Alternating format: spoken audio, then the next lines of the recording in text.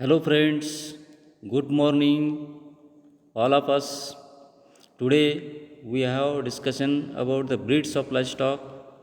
Okay, so last class you are discussing about the total number of breeds present in India, or what are the breeds are importance. Pictures also you will see there. So breeds classification of breeds depending upon their utility, like that milk purpose, dual purpose, and draft purpose. Okay, so last class you are discussing about the milk explanation or physical characteristics, or explain the some breeds, milk breeds. Okay, so milk breeds, these breeds only for the milk purpose. Okay, last class you are discussing. So now today we have discussion about the dual purpose breeds. Okay, you can see these slides, dual purpose breeds. So dual purpose breeds, number of breeds are there, but today you have to just important breeds you have to take and explain for these important characteristics of features. Okay, so last class you have to know about the dual. Dual means both. They can use for milk purpose or top purpose, or some breeds for meat or beef purpose, like that. Okay, so these breeds are important for the characteristics features, like that त्यांचे वैशिष्ट्य, त्यांच्यापासून आपल्याला काय उत्पादन मिळू शकतं, त्यांचा performance कसा आहे, साईज, बॉडी, त्यांचं म्हणजे परफॉर्मन्स बेसिसवर आपण त्या ड्वेल पर्पजचा यूज करू शकतो. ओके, सो आपल्याला खाली इम्पॉर्टन्स काही ब्रीड्स दिलेले आहेत. These are the important breeds. 5 important breeds are there. So number of breeds are there, but only for the 5 breeds you have to just explanation. You know about the what are the importance. You just understand for this which are the breeds is present in dual purpose, and which are the breeds purpose in milk purpose. Okay, so number of lists are there. So today you have display. Today we have explained the dual purpose breeds of cattle. So you can see the 5 breeds are there: Haryana, Devni, Kankrej, Ongolo, Krishna Valley. Okay, so these breeds today you have to explain what are the physical characteristics, features, origin, availability, importance, lactation periods. Okay, so what are the colors, size, horns. Okay, these characteristics are, you can see, study of these dual purpose breeds. Okay, so one by one we have discussion. I will explain to easily for your understand. तुम्हाला समजेल असेच काही point काढलेले आहेत. त्या पॉईंटचे त्याचे वैशिष्ट्य, फीचर्स आणि त्याचा उपयोग काय हे आपण करू शकतो. Okay, so first breed is Haryana. Okay, so breeds, you can see also photo, you can paste here, you can see these breeds. Okay, so dual purpose breeds, first breed is Haryana or Haryana. So it is originated from Rohtak, Hisar, Gurgaon, Karnal district of Haryana. Okay, so most of the state, it is most important Haryana state. So Haryana state, also important districts are there: Rohtak, Hisar, Gurgaon, and Karnal. So this district is it is founded for, or it is found this breed for this districts. म्हणजे तो त्या जिल्ह्यामध्ये किंवा त्या याच्यामध्ये तो आढळतो. Okay, so it is name is called as Haryana. Okay, so some breeds are also scientific names. These are the names, not only like that's Rohtak, Haryana. Okay, so next there is a physical characteristics features. Physically means the what are the color, size, body, heart, huh? So look at this. Physical means all of characteristic feature you can see easily or easily available for these breeds, and most these characteristics like that. Okay, so first of all, body, it is proportionately built up, compact, moderately long. Professionally म्हणजे built up एकदम मजबूत, compact म्हणजे massive किंवा एक मजबूत बांध असलेली किंवा मॉडरेट लॉंग हेड असलेली. This is the body is most important, looking like a compact and visibly it is a look powerful like that. This is the compact. Next, head light clear. Head बघितलं तर light clear आहे. Well set carried, high forehead, slightly convex, convex म्हणजे बहिर्वक्र, म्हणजे आतून वाकलेलं आहे. त्यांचं कपाळ जर बघितलं तुम्ही, त्यांचं फोरहेड बघितलं तर कपाळ, तर आतून थोडंसं असं स्लाइटली कॉन्व्हेक्स आहे. कॉन्व्हेक्स म्हणजे फुगीर आहे थोडंसं. Okay, this is the head. नंतर फेस लॉंग आहे, नॅरो आहे. त्याच्यानंतर इयर बघा, small, active and slightly pendulous. इयरचे आहेत, स्मॉल आहेत, ॲक्टिव्ह आहेत आणि स्लाइटली पेंडुलस. पेंडुलस म्हणजे इट इज लोंबकळणारे किंवा हलणारे. It is bulging like, it is called as a pendulous. Then horns is thin, short, carrying upward and inward. त्यांचे जर हॉर्स बघितले तर थिन आहेत, शॉर्ट आहेत अँड कॅरिंग अपवर्ड डायरेक्शन, म्हणजे आपल्याकडे upward direction, inward direction like that's. Okay, you can see this figure, you can see the like that's this horns is there, this picture all. Okay, then colour of this breed, it is white, light grey. Then dewlap sheath. Dewlap means the neck पासूनचा जो खालचा लोंबकळा जो पोळीसारखा जो portion दिसतो, it is called as dewlap. This is the terminology of dewlap or it is called as sheath. म्हणजे मानेपासून त्याच्या मानेपासून ते खालच्या दोन पायांच्यामधला जो लोंबकळणारा जो पोर्शन आहे किंवा त्याला ड्यूलॅप म्हणतो, किंवा तो जो मांसल पोर्शन आहे, it is called as dewlap or sheath. Okay, so navel flap. त्याच्या खाली कंटिन्यू गेलं तर म्हणजे आर्डरच्या खाली एक नेवल फ्लॅप आहे.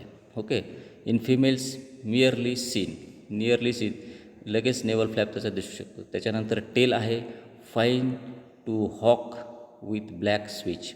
आता हॉक म्हणजे काय? हॉक म्हणजे तो मागच्या पायाचा जॉईंट म्हणतो त्याला आपण, हॉक जॉईंट. जसं एल्बो जॉईंट, एल्बो समोरच्या पायामध्ये असतो, तर मागच्या पायामध्ये जो दोन बोनच्या मध्ये जॉईंट्स आहेत, it is called as hock joints. Okay, so त्याच्या टेल जी आहे, इट इज हॉक जॉईंटपर्यंत, म्हणजे मागच्या त्या जॉईंटपर्यंत त्याची आपली ब्लॅक कलरची स्विच टेल दिसते.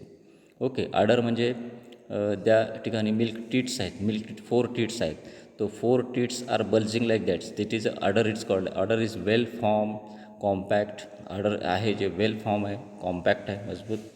ओके, आणि body weight of this breed is, male is 500 kg, female is 3.50 kg.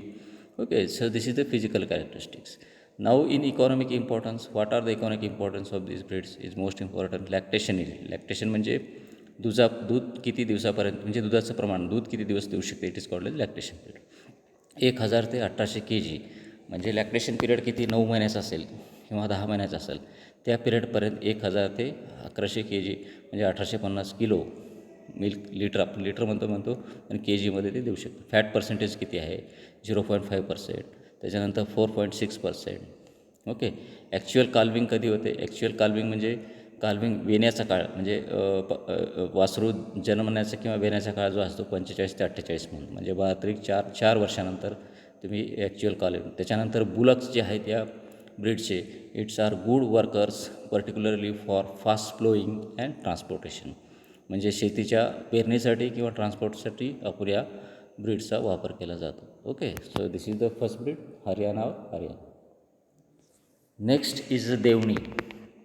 Also you can Deoni, it is present in Maharashtra, Udgir, Nilanga, Ahmednagar, taluka of Latur, district part of Bidar's and district part of Karnataka. Okay, so हे जे breeds आहे हे mostly important. Udgir माहिती आहे, म्हणजे लातूर जिल्ह्यामध्ये उदगीर, निलंगा हे तालुके आहेत. तसंच अहमदनगर तालुक्यामध्ये पण सापडू शकतो. त्याच्यानंतर बिदर हे कर्नाटकामध्ये एक जिल्हा आहे, it is called as Karnataka. म्हणजे it is mostly important breeds present for this Deoni. Okay, it is originated from Udgir, Nilanga, Latur and Karnataka some part. Okay, so in these breeds, the physical characteristics of this breed, body is medium size, strongly built up, head is medium, slightly prominent forehead, horns are thick, medium upward and backward direction. Okay, so body बघा त्याची medium size आहे, strongly build up आहे, head is medium साईडला आहे, horns पण आहेत, thick आहे. Okay, ears are pendulous, short without knots at a tip and black inside. बघा, जर त्या ब्रीडचे जर तुम्ही कानं जर बघितले तर कानातला मधला जो भाग आहे तो काळा आहे, ब्लॅक इनसाईड, पेंडुलन्स आहे, लोंबकळणार आहे. त्याच्यानंतर त्याची डेव्हलप अँड शीट बघितलं, वेल डेव्हलप्ड आहे, म्हणजे खूप व्यवस्थित वेल डेव्हलप्ड म्हणजे डेव्हलप झालेली आहे. त्याच्यानंतर कलर व्हराईज व्हाईट और ब्लॅक पॅचेस पण त्याच्या बॉडीवर असू शकते. हँड विथ ब्लॅक मार्किंग्स और फेस रेस्ट बॉडी व्हाईट ओरिनिया colour, it is called as white ओरिनिया कलर. समजा हेडचा जो साईडचा भाग आहे किंवा ब्लॅक कलरचे पण स्पॅच त्याच्यामध्ये असू शकतात. Okay, so this is most important breeds and it is easily available in Maharashtra. Okay, so next economic importance of these breeds is lactation yield. It is now 900 ते 1300 kg. ओके, म्हणजे मिल्क पर्पजसाठी it is very low. Then actual calving 48 to 53 months, म्हणजे 4 महिने 4.5 वर्षे किंवा 3.5 वर्षाच्या वर actual calving first होते. त्याच्यानंतर काल्विंग इंटरवल 2 वेताच्या म्हणजे वेत म्हणजे वेल्यानंतर 2 वेल्याच्या पाळीचा जो period it is called as 16 ते 18 मंथ, म्हणजे 1.5 ते 1.5 वर्षापर्यंत तुम्ही 2 वेतामधले अंतर असू शकते. त्याच्यानंतर फॅटचं पर्सेंटेज 4.4. याच्यामध्ये bullocks are well suited for heavy work and they can work in hilly areas and grave as their hooves are black in hard. Hooves म्हणजे खालचा जो त्याला खुरं म्हणतात आपण, खाली जो पाय मराठीमध्ये खालचं जे पार्ट आहे त्याला खुरं म्हणतो, म्हणजे is called as hooves are black and hard, मजबूत आहेत. ओके, शेतीच्या कामासाठी आणि दिसायला पण तो it is a very good well developed body आणि it is looking like a nice breeds. Okay, so this is the Deoni breeds. Next also next breed is Kankres. So Kankres mean these originated from southeast run of Kutch, even part of the southeast corner of Tharparkar district in Pakistan. So originally these all India, these breeds are present in Tharparkar district in Pakistan. Tharparkar means this is the name of Pakistan district. Then Ahmedabad district, Gujarat, Rangpur,